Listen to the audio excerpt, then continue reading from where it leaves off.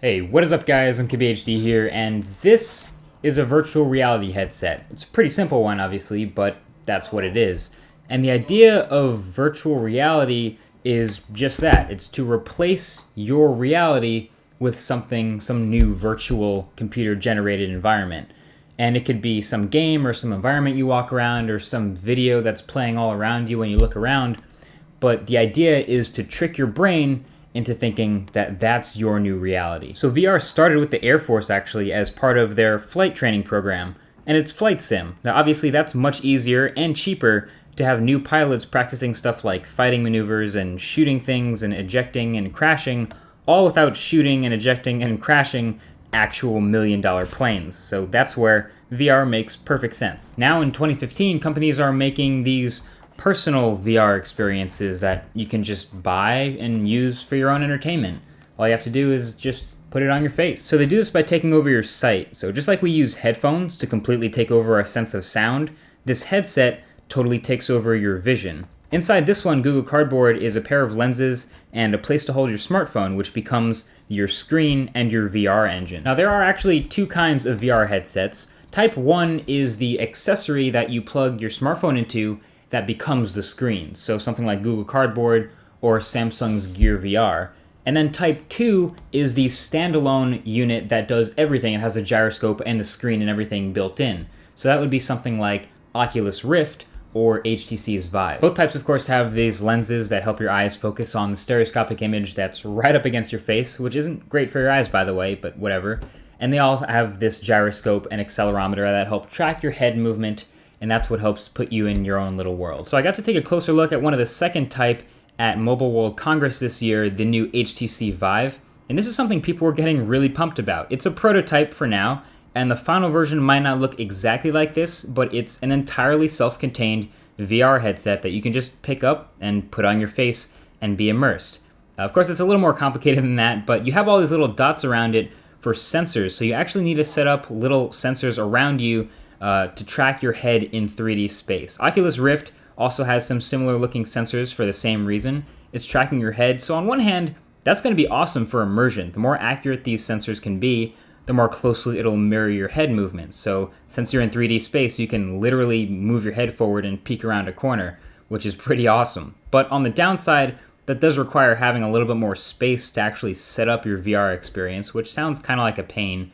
And also, the thing people forget is you also need a set of cables to connect this VR headset to your computer. So plenty of people did demos without plugging it in, but you're not exactly untethered when you're really using it. Now that first type of VR headset that uses your phone as the VR engine and the screen is actually a little bit more simple. Your phone already has a gyroscope and an accelerometer built in, so all of your movements around that 3D world will come from that. But these don't have the advantage of sculpting the optimal VR experience. I mean, it's kind of like an accessory, and it's a little bit weird to like clip your smartphone into some crazy, basically oversized case and then strap it onto your head. But the experience can often be almost as good as one of the dedicated headsets, at least to a VR noob like me. But look, making a VR headset right now, at least a good one, is really hard. There are so many things you have to consider. The pixels per inch of the display, since it's right up against your face and it's magnified. And then there's the field of view, since you want it to be as immersive as possible.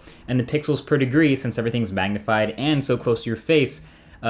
There is good hope though. I've never seen an industry go so fast from zero, like almost nothing, to 5 or 6 major players so fast. You've got Oculus Rift, you have Samsung Gear VR, you have Google Cardboard's been out for a year, HTC Vive is on its way, it's coming, Sony Project Morpheus is also coming. I would actually even say that Microsoft HoloLens, although that headset from Microsoft that everyone's talking about the experience of is not virtual reality, that's actually augmented reality. So virtual reality and augmented reality are two slightly different things. So to clarify, virtual reality is replacing your entire reality. So you're immersed in this new world with nothing left from the real world.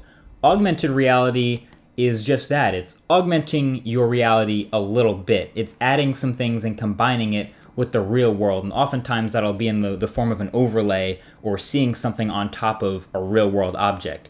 Google Glass also does the same thing, so you can have useful information sort of in the corner of your vision. Not totally virtual reality, but some neat augmented reality tricks. But what really separates VR and what makes it so impressive is the immersion factor, the fact that you're totally in this world. So just like with headphones on when you can't really hear anything else other than the music you're listening to, with a VR headset, you're essentially blindfolded and put into this entire new world with whatever the artist makes.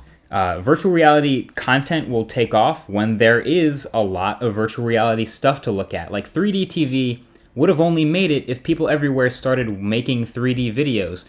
Now, obviously that didn't happen, and there's a risk that virtual reality might not ever happen too because of that. But I think there's at least something special here that 3D TV might not have had. I think the first time someone sees a 3D TV that works really well, their reaction might be, oh, wow. But the first time someone sees like Oculus Rift or gets a really good virtual reality demo, they're like, wow, this is impressive. And that's what makes it so cool. So yeah, the next time you're considering whether or not virtual reality will become a thing or not, think about what would you do with it. So thanks for watching. I'll talk to you guys in the next one. Peace.